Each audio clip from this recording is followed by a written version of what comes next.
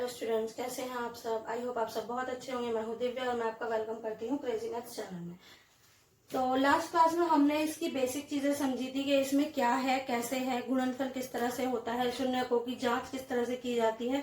उसी के बेसिस पे हमारी 2.2 है। तो चलिए अब हम उसे स्टार्ट करते हैं। फर्स्ट क्वेश्चन में उसने कहा है द्विघात बहुपद के शून्य ज्ञात कीजिए और इनके शून्यक और गुणांकों के बीच में संबंध की सत्यता की जांच भी कीजिए। तो चलिए इसको स्टार्ट करते हैं। पहला पार्ट है हमारा। तो सबसे पहले हम इसके इक्वेशन को सॉल्व करके इसके शून्यक निकालेंगे। चलिए स्टार्ट करते हैं। मैंने आपको बताया था कि इसके ए और सी, जो हमारी ए और सी है उसकी वैल्यू को मल्टीप्लाई करके उसका एलसीएम लेते हैं। तो सबसे पहले हम वही करेंगे।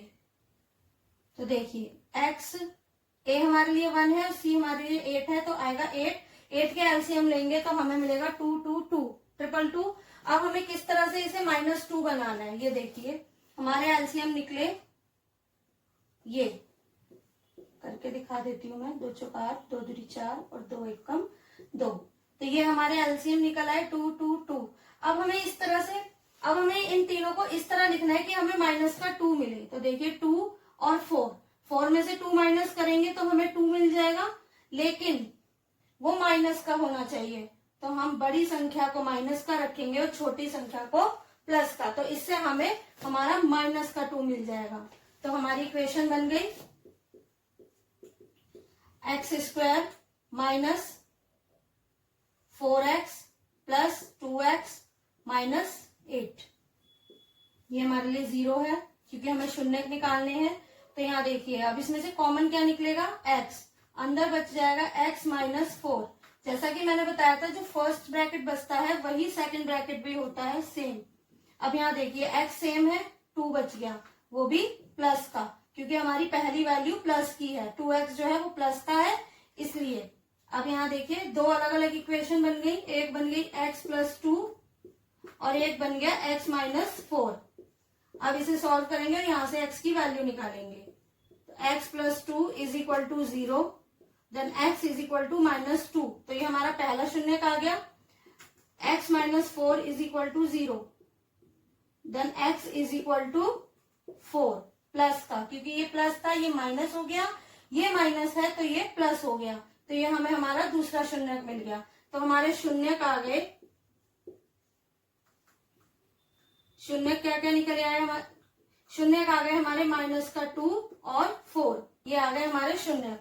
अब उसने कहा है कि इसके जो शून्यक हैं और जो गुणांक है उनके बीच में भी हमें सत्यता की जांच करनी है। देखिए हमें पता है शून्यकों का योग, शून्यकों का योग क्या होता है, -x का गुणांक डिवाइडेड बाय x² का गुणांक। तो इसमें हमें यही प्रूफ करना है कि जो हमने शून्यक निकाले हैं उनका योग जो है वो इस गुणांक से इस गुणांक के बराबर है। अगर ये बराबर आता है तो हमारे शून्यक सही हैं, अगर ये बराबर नहीं आता है तो शून्यक गलत है। तो शून्यकों का योग -2 प्लस 4। अब यहाँ देखिए माइनस x का गुणांक क्या है, x का गुणांक है -2 डिवाइडेड बाय x² का गुणांक, x² का गुणांक है 1। यहाँ देखिए प्लस माइनस माइनस हो जाएगा तो ये बच गया +2, क्योंकि बड़ी संख्या प्लस की है। यहाँ भी ये माइनस से माइनस कट गया तो यहाँ भी +2 बच गया। तो हमारा शून्यकों का योग और गुणांक के बीच में संबंध सही स्थापित हो गया। अब हमें निकालना है शून्यकों का गुणनफल। तो शून्यकों का गुणनफल क्या होता है, अचर पद डिवाइडेड बाय x² का गुणांक। अब देखिए शून्यकों का गुणनफल यानी कि -2 मल्टीप्लाई बाय 4, तो ये कितना आ जाएगा -8। अब जो ये आया है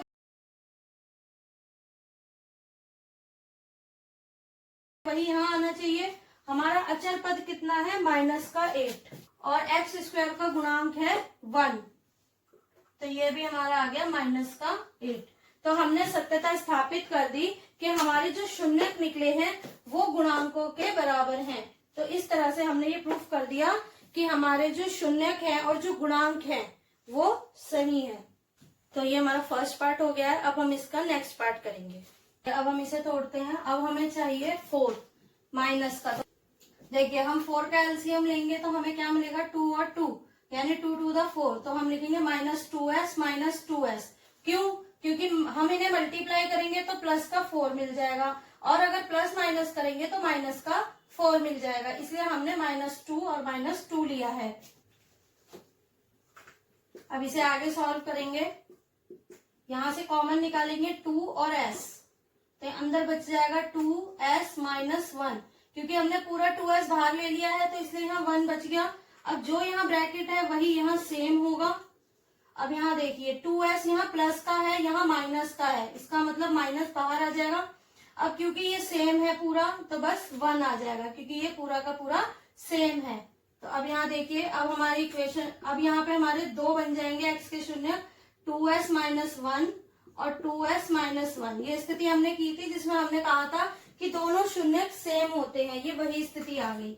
अब यहाँ से हम वैल्यू निकालेंगे, इसे हम 0 कह देते हैं, तो 2s -1 is equal to 0, then s is equal to 1/2। ये 2 जाके प्लस हो गया और 1 जाके प्लस हो गया और 2 जाके डिवाइड हो गया, तो ये हमारी आ गई s की वैल्यू। पहला शून्य और दूसरा शून्य भी सेम ही निकलेगा, ये देखिए। तो हमारे शून्य क्या है, दोनों ही सेम आए हैं।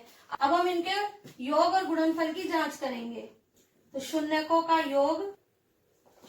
योग होता है -x का गुणांक डिवाइडेड बाय x स्क्वायर का गुणांक। तो योग कितना निकलेगा, 1/2 और 1/2 को हम प्लस करेंगे, माइनस x कितना है हमारा, x का गुणांक है -4 डिवाइडेड बाय x स्क्वायर का, ये हमारे लिए x है तो ये आ गया 4। इसका डेनोमिनेटर सेम है इसलिए न्यूमरेटर भी डायरेक्ट जोड़ सकते हैं, 1 + 1 = 2। माइनस से माइनस कट गया, ये हो गया 4/4। अब देखिए ये आपस में कट गए, 2 से 2 कट गया, 4 से 4, तो हमें वैल्यू मिल गई 1, यानी कि हमारा योग जो है वो गुणांक से इक्वल है। इसका मतलब हमारे शून्यक सही है। अब हम निकालेंगे इसका गुणनफल। तो शून्यकों का गुणनफल होता है अचर पद डिवाइडेड बाय x स्क्वायर का गुणांक। शून्य क्या है हमारे, 1/2 अचर पद है हमारा 1 डिवाइडेड बाय x स्क्वायर का गुणांक है 4। तो यहाँ देखिए 1:1, 1, 2:2, 4, तो ये भी हमारे इक्वल आ गए। तो ये हमारा बी पार्ट हो गया है। अब हम इसका नेक्स्ट पार्ट सी करेंगे। देखिए हमारी इक्वेशन होती है ax² bx और c। यहाँ पे उसने bx को पीछे लिख दिया था तो हमने उसे आगे कर लिया, उससे इक्वेशन पे कोई फर्क नहीं पड़ेगा। क्यों? क्योंकि हम इसका सिर्फ स्थान चेंज कर रहे हैं विथ साइन, ना कि इसकी साइड चेंज कर रहे हैं। हम इसे लेफ्ट से राइट या राइट से लेफ्ट नहीं ले जा रहे हैं। तो चलिए अब इसे सॉल्व करते हैं। 6 × 18, 18 का एलसीएम क्या निकलेगा, ये देखिए 2, 3, 3। हमें इसे 7 बनाना है। देखिए 3 × 9, 9 में से 2 गए तो हमें 7 मिलेगा। क्योंकि हमें 7 माइनस का चाहिए इसलिए हम बड़ी संख्या को माइनस और छोटी संख्या को प्लस रखेंगे। ये दोनों एक टेबल में आ जाएंगे और ये दोनों एक टेबल में, तो हमें इक्वेशन को सॉल्व करने में इजी होगा, इसीलिए मैंने इस तरह से लिखा है। अगर आप 9 आगे लिखते तब भी प्रॉब्लम कुछ नहीं थी, क्योंकि 6 और 9 भी 3 के टेबल में आते हैं। तो हमने लिखा 6x² + 2x - 9x - 3। अब देखिए इसमें से कॉमन निकालते हैं 2x। अब ये 3 बचेगा और x, क्योंकि 3 दूनी 6, प्लस में ये पूरा चला गया बाहर तो 1। जो यहाँ ब्रैकेट है वही यहाँ सेम होगा। अब यहाँ देखिए ये पूरा प्लस है और ये पूरा माइनस, तो माइनस बाहर होगा ही होगा। अब यहाँ देखिए यहाँ 3 है या 9 है, 3 को हम किससे मल्टीप्लाई करें कि 9 आ जाए, 3 को हम 3 से ही मल्टीप्लाई करेंगे तो 9 आ जाएगा। तो यहाँ का नंबर निकल गया। तो हमारी 2 इक्वेशन बन गई, 2x - 3 और 3x + 1।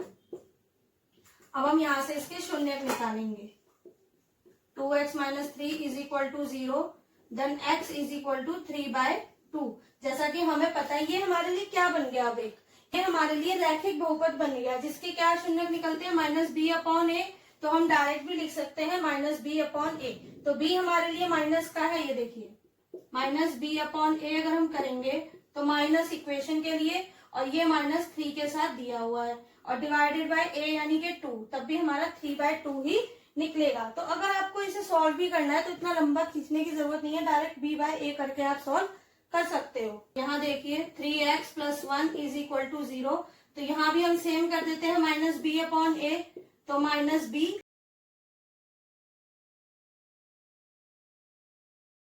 अपॉन ए। तो ये हमारा आ गया दूसरा शून्यक। तो हमें हमारे दो शून्यक मिल गए हैं।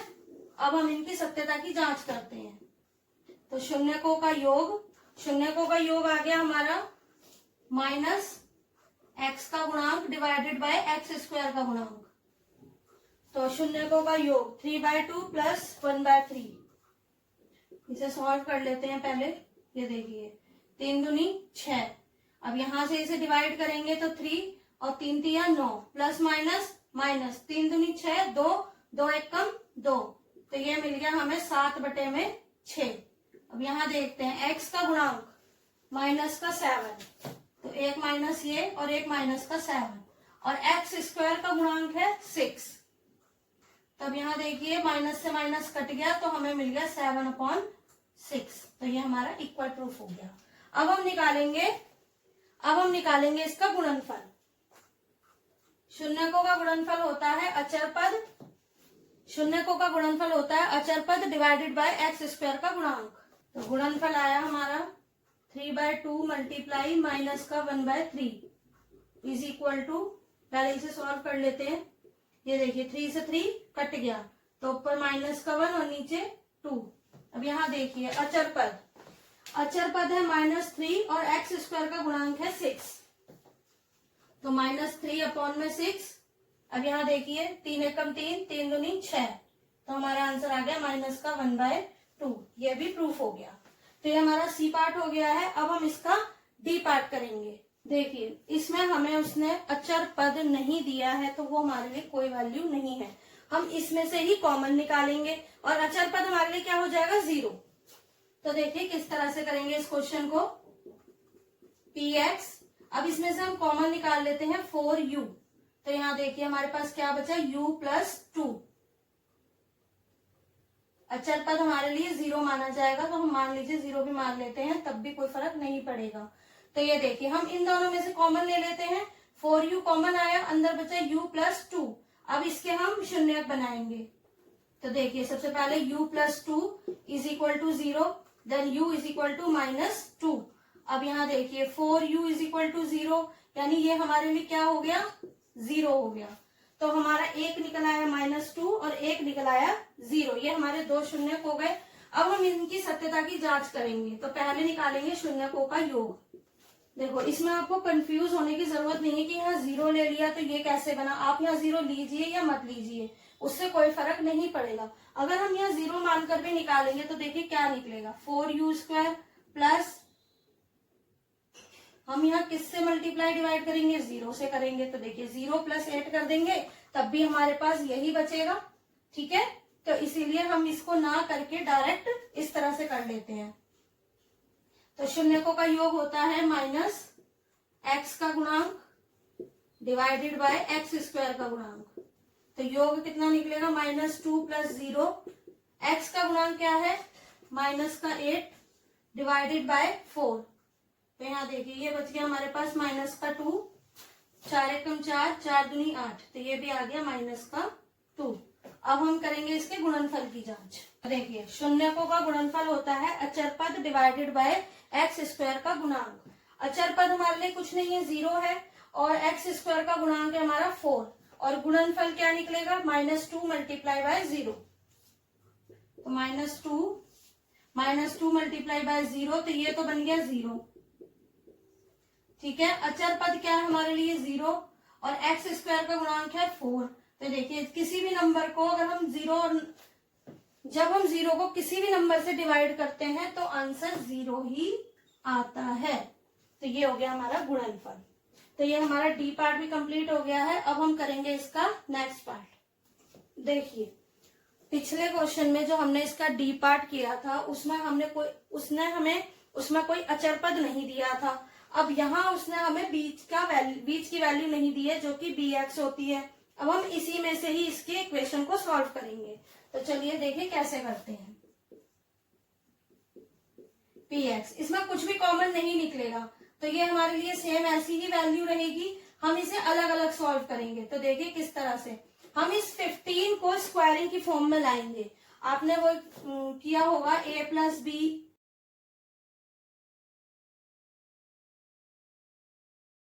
a minus B is equal to a2 minus b2। ये हमने किया हुआ है कि a प्लस बी और a माइनस बी क्या होता है, a square minus B square. अब ये तो हमारा स्क्वायरिंग की फॉर्म में है, हमें 15 को भी स्क्वायरिंग की फॉर्म में बनाना होगा। तो वो हम किस तरह से बनाएंगे, देखिए वैसे तो हमारा अगर 2 इंटू 2 इज इक्वल टू 4 हो जाता है, 15 की कोई स्क्वायरिंग नहीं है तो हम पहले इसका एलसीएम ले लेते हैं। तो देखिए क्या आया, 5 और 3। हमारे देखिए इस 15 की कोई रूट नहीं बनेगा तो हम इसे ही रूट में लिख लेते हैं। तो ये देखिए टी स्क्वायर रूट में 15 का होल स्क्वायर ले लेंगे। क्यों, क्योंकि हमारा 15 जो है वो 3 और 5 में बटा हुआ है, इनका कोई भी जोड़ा नहीं बन रहा है। अगर ये जोड़े में बनता तो हमें स्क्वायरिंग मिल जाती, लेकिन नहीं है, इसलिए हम 15 को ही रूट में लिख लेंगे। तो अब हमारे पास क्या इक्वेशन बन गई है, देखिए P X is equal to, क्योंकि ये A square minus B square है तो ये बन गया ए प्लस बी, वो भी रूट का, और ए माइनस बी रूट का।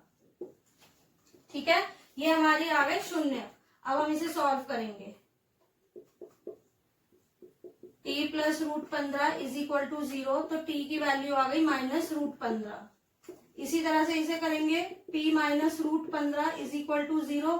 अब ये यहाँ माइनस है तो उधर जाके प्लस हो जाएगा, ये आ गया रूट 15। अब हमें बी एक्स की फॉर्म ना दी हो, सिर्फ हमें एक अचर पद और ए एक्स स्क्वायर दे दिया हो, तो हम इसी तरह से सॉल्व करेंगे। चलिए अब इनकी जांच करते हैं। शून्यकों का योग होगा माइनस एक्स का गुणांक डिवाइडेड बाय एक्स स्क्वायर का गुणांक। तो योग देखिए माइनस रूट 15 और प्लस का रूट 15।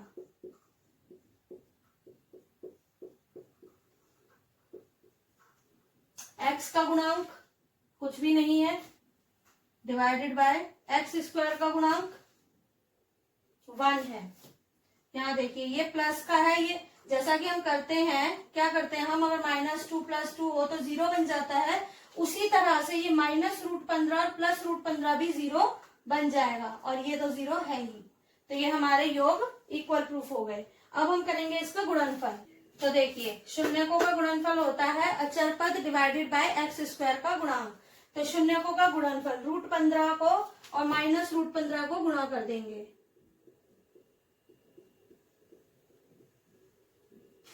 तो ये देखिए रूट 15 मिलके हो जाएगा खाली 15, क्योंकि स्क्वायरिंग बन जाएगी और माइनस का माइनस। अब अचर पद क्या है हमारा, माइनस का 15, और एक्स स्क्वायर का गुणांक क्या है 1।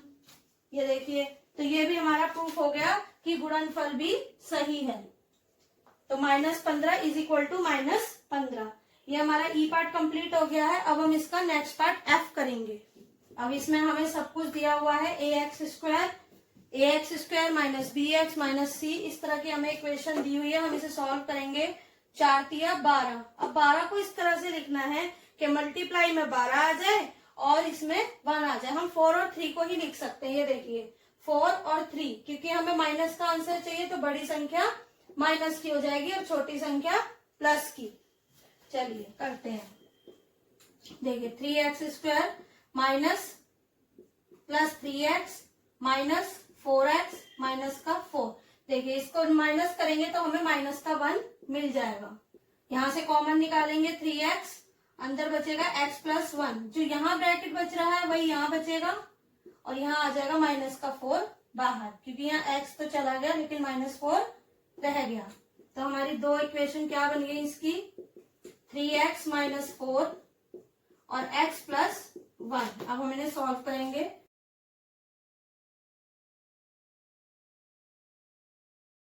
Three X minus 4 is equal to 0। ये एक रैखिक बहुपद बन गया जिसका शून्यक होता है -b/a। तो x की वैल्यू आ गई माइनस का 4 डिवाइडेड बाय 3, यानी के 4/3, क्योंकि माइनस से माइनस कट गया। दूसरा है x plus 1 is equal to 0, then x is equal to -1। अब हम इसकी जांच करेंगे। तो शून्यकों का योग 4/3 और माइनस का 1। इसे जब हम सॉल्व करेंगे तो हमारा आंसर आ जाएगा 1/3। देखिए इसका डिनोमिनेटर सेम था इसलिए न्यूमरेटर सेम उतर गया। यहाँ पे हम 1 मानेंगे, जब डिवाइड करेंगे तो 3, और 3 को 1 से मल्टीप्लाई करेंगे तो -3। ये आ गया हमारा 1/3। अब यहाँ देखिए x का गुणांक -1, तो ये माइनस और अंदर माइनस का 1, और x स्क्वायर का गुणांक है हमारा 3। माइनस से माइनस कट गया तो हमें मिल गया 1/3, तो हमारा आंसर सेम आ गया। अब हम निकालेंगे इसका गुणनफल। तो शून्यकों का गुणनफल होता है अचर पद डिवाइडेड बाय एक्स स्क्वायर का गुणांक। तो अचर पद क्या है हमारा -4 और एक्स स्क्वायर का गुणांक है 3। ये हमारा अचर पद और ये आ गया। अब हम गुणनफल को सॉल्व करेंगे। 4/3 मल्टीप्लाई माइनस का 1, तो इसको 1 से मल्टीप्लाई करेंगे तो सेम नंबर मिलता है। तो ये आ गया हमारा -4/3 इज इक्वल टू -4/3। तो ये हमारा प्रूफ हो गया कि इसमें भी शून्यकों का योग और गुणनफल शून्य से मिलते जुलते हैं। तो हमने इसका क्वेश्चन नंबर 1 कंप्लीट कर लिया है। इस एक्सरसाइज में हमने शून्य, गुणांक, गुणनफल, इक्वेशन बनाना ये सब सीखा है। नेक्स्ट क्लास में हम करेंगे इसका क्वेश्चन नंबर 2। और अगर आपको इसमें कोई भी प्रॉब्लम है इन क्वेश्चंस में तो आप मुझे कमेंट सेक्शन में कमेंट कर सकते हैं। और अगर आपको वीडियो अच्छी लगे तो प्लीज लाइक, शेयर और सब्सक्राइब जरूर करें। Till then bye bye.